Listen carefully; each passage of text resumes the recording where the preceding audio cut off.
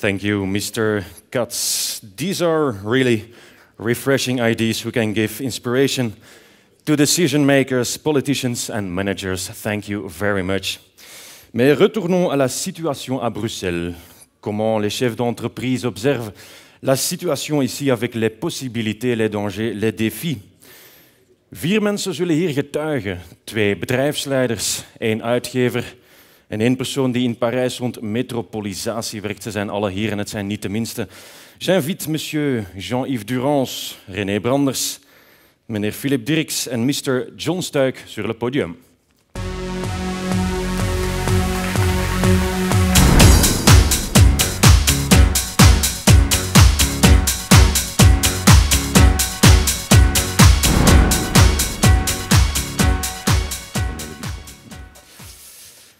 Le premier est le vice-président de la Chambre de commerce à Paris, monsieur Jean-Yves Durance. Vous travaillez sur la métropolisation à Paris, c'est vrai? Oui, tout à fait. D'abord, permettez-moi juste un mot pour dire combien je suis heureux d'être parmi vous aujourd'hui. On est content également. J'ai passé la journée et j'ai appris énormément de choses pendant toute cette journée. Oui, nous travaillons sur la métropolisation parce que c'est un phénomène absolument majeur et les orientations qui ont été prises sous l'impulsion du président de la République pour faire émerger le Grand Paris sont des éléments absolument déterminants pour le futur. Oui, et comment ça se fait? Vous avez des structures? Alors, en France, nous avons beaucoup trop de structures. et on ne cesse d'en rajouter. Donc, ce n'est pas le problème de rajouter des structures, mais en revanche de repenser la gouvernance. Et un mouvement très intéressant a été fait par la création d'une association qui s'appelle Paris Métropole, où 197 collectivités locales, c'est-à-dire les municipalités, les départements, les agglomérations de communes, se sont rassemblées, quelle que soit leur couleur politique, pour essayer de réfléchir et de faire des propositions sur l'évolution du Grand Paris. Dans un cadre où, une fois n'est pas coutume, l'État et la région Île-de-France, avec des tendances politiques différentes, se sont mises d'accord sur l'évolution du Grand Paris, en particulier sur une infrastructure très importante en matière de transport. Infrastructure qui va conditionner non seulement les déplacements de toutes les populations à l'intérieur de la métropole, mais aussi le territoire. Ceci s'accompagne de 17 territoires économiques majeurs autour desquels les développements vont être coordonnés. Paris Métropole rassemble donc tous les gens qui veulent penser autour de ça et a associé, sous l'égide d'ailleurs de la Chambre de commerce et d'industrie de Paris, un certain nombre d'acteurs économiques majeurs. Et est-ce que vous ressentez des effets économiques par la métropolisation à Paris? Oui, pas encore assez, c'est pour ça que nous voulons pousser beaucoup plus loin. Oui, incontestablement. Ce qui vient d'être décrit là, nous le retrouvons bien entendu, c'est une énorme concentration d'activités économiques, de services et encore d'industrie. Il reste en région de Grand Paris pas mal d'activités industrielles dans le monde de l'automobile, dans le monde de la pharmacie, dans le monde de l'aéronautique et d'autres domaines. Nous avons une forte concentration d'éducation, bien sûr, et de haut niveau, et une capacité d'innovation importante. Mais la structuration en métropole est insuffisante aujourd'hui, c'est pour ça que nous y poussons beaucoup, pour tirer le meilleur parti possible de ces richesses qui sont accumulées. Oui. Et qu'est-ce que vous pensez de la situation ici à Bruxelles? Parce qu'ici, c'est un peu plus compliqué, hein. On a des frontières linguistiques, des communautés, des régions. Qu'est-ce que vous en pensez?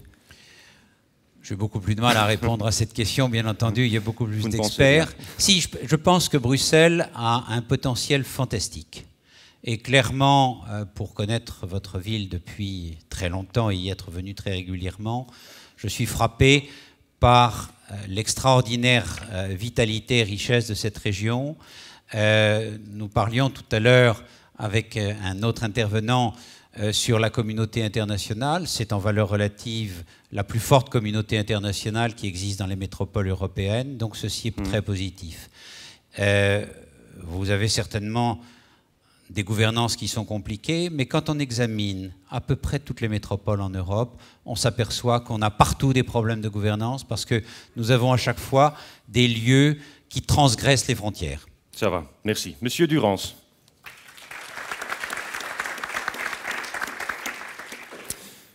Et le deuxième, c'est le CEO de FIB. Hein. C'est le four industriel belge. C'est une entreprise familiale qui existe déjà depuis 1936. Exact. Exact, voilà. FIB est le producteur de fours industriels et est le leader mondial dans la conception et installation des lignes de production de fils d'acier. C'est juste. Très bien, Ouais. bravo. Oui. René Branders. Voilà. Mais quelle est l'attraction de la métropole bruxelloise pour vous?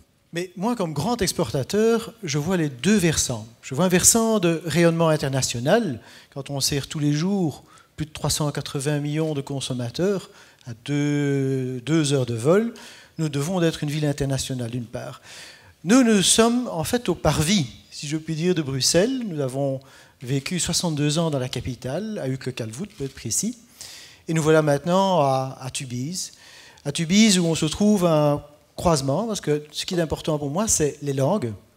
Connaître des gens qui connaissent les langues à l'international. Les 3 langues véhiculaires chez nous, c'est l'anglais, le russe et le chinois, que sont les 3 piliers au niveau de communication internationale. Donc, très important pour moi de trouver ce type de potentiel. Un potentiel de développement en matière d'université. Nous avons les 3, la métallurgie, la chimie et l'hydrodynamique, Van Karman notamment, très important pour nous.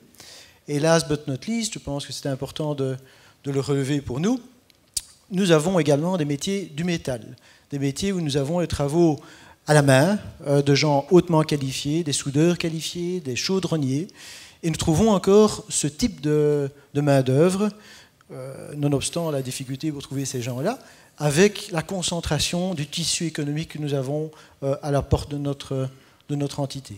Oui, et que peut apporter le projet Brussels Metropolitan pour vous? Mais pour moi, ce qui est très important de faire de Brussels, c'est un business city. Quand j'ai mes visiteurs étrangers, cette notion de Brussels, ça reste encore une ville diplomatique. Ce n'est pas encore tout à fait une image de branding business city, essentiellement parce que nous manquons d'une part de gros événements économiques. C'est extrêmement important d'avoir cela. Par contre, ce qui marque et qui est le point fort de Bruxelles, c'est que tous ces visiteurs, sur leur séjour, 2-3 jours ici à Bruxelles, trouvent leur langue. Et c'est une chose qui fascine les gens à l'international. À Bruxelles, on parle toutes les langues du monde. J'en ai fait un jour un petit inventaire. Je sais qu'ici, dans la capitale, on parle tous les jours au moins 30 langues. Et donc les gens se retrouvent ici dans notre ville. C'est un point important. Alors, il faut comprendre aussi que Brussels Metropolitan, à l'échelle internationale, on trouve que Tubize, c'est un beau quartier de Bruxelles. Il faut vous rendre compte, moi je vois des gens qui vivent dans des métropoles où il y a des rues de 80 km de long. Et donc, ce côté, je dirais, charmant, vert que nous avons dans la périphérique se combine extrêmement bien comme, je dirais, qualité de vie que nos visiteurs trouvent par rapport à une capitale qui est tout de même le centre de l'Europe. Oui. Est-ce que vous avez des priorités pour les politiciens? Je pense qu'il y a trois axes qui sont très importants. Brièvement, oui. Le premier, c'est l'éducation. Il faut renforcer la bonne préparation de nos jeunes en matière de connaissance des langues et l'interculturel pour cela. Moi, comme société exportatrice, c'est extrêmement important.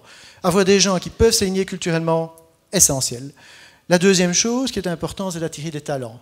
Nous devons renforcer la collaboration entre les universités, les instituts, d'un point de vue international, non pas seulement européen. Je pense à la Corée du Sud, je pense à l'Inde, je pense à la Chine, je pense à tout cet arc andin qui a un très gros potentiel aujourd'hui.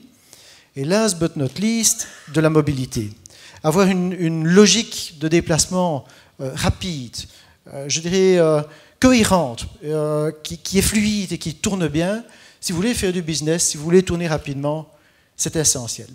Et ça doit être travaillé. Nous pêchons là par rapport à des grandes villes comme la Suisse ou comme Tokyo, qui sont des belles capitales et de beaux exemples en la matière. Ok, merci. René Branders.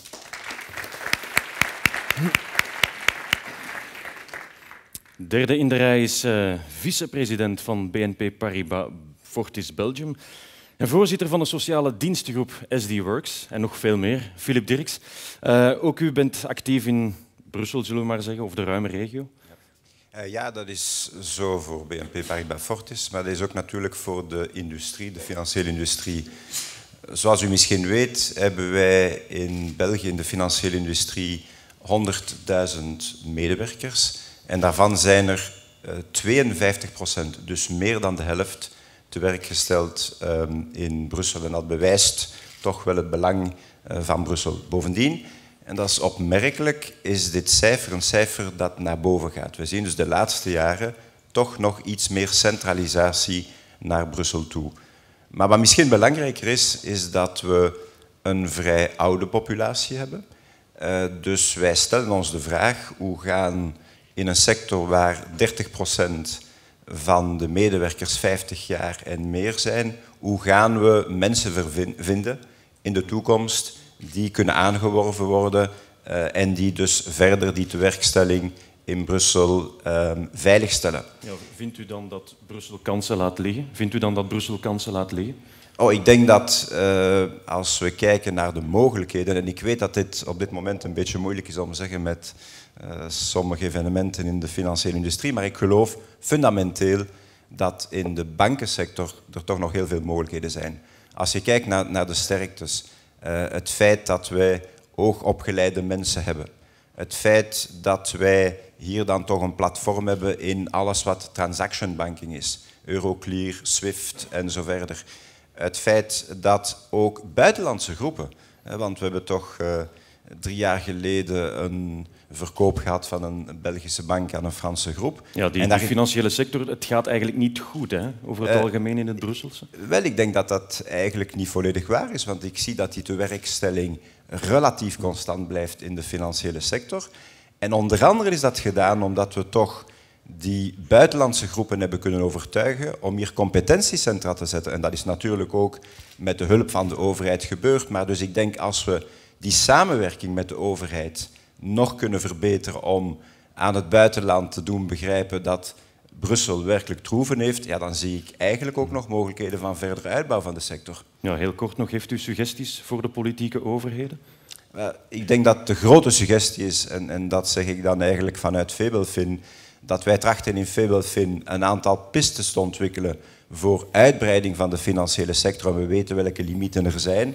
En ik denk dat we daar een platform samen met de overheid voor moeten oprichten om verder eigenlijk Brussel als financiële draaischijf verder uit te bouwen. Oké, dank u wel. Philip Dirks.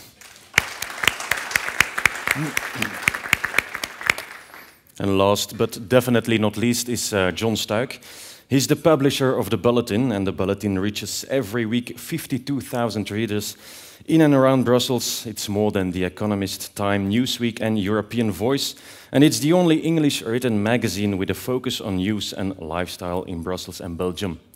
Is my information right? So far, you're doing well. Thanks. Of course, your work is about Brussels and the wide neighborhood. How do you experience this region?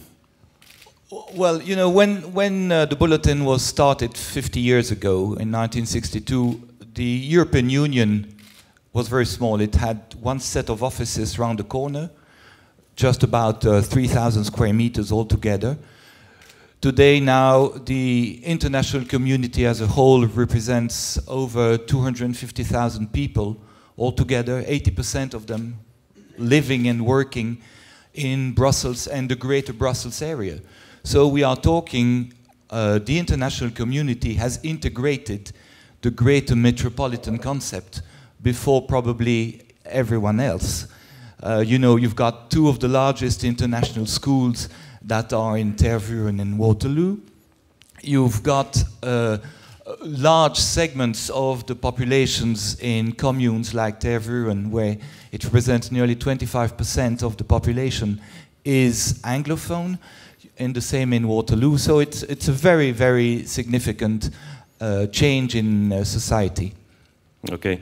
And what is for you the positive side, the sunny side of Brussels? Well, the international community has always been very attentive of what's happening in Brussels. When they are told that they have to come to Brussels, they say, oh God, no, this is a dump. But after 6 months to a year, when they've overcome their learning curve, many of them don't want to go back from wherever they came from. And they're sticking together now? More and more?